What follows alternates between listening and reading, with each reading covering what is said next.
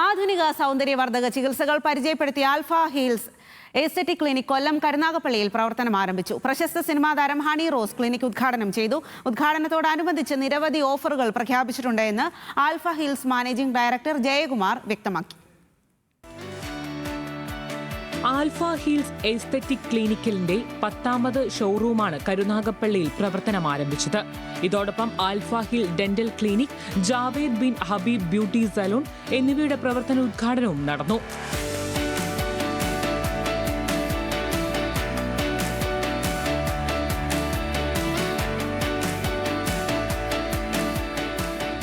ഒരു വ്യക്തിയുടെ സൗന്ദര്യ ചികിത്സാ രീതികൾ എല്ലാം ഒരു കുടക്കീഴിൽ ലഭ്യമാക്കുന്ന തരത്തിലാണ് 3 ക്ലിനിക്കുകളും പ്രവർത്തിക്കുകയെന്ന് മാനേജ്മെന്റ് വ്യക്തമാക്കി.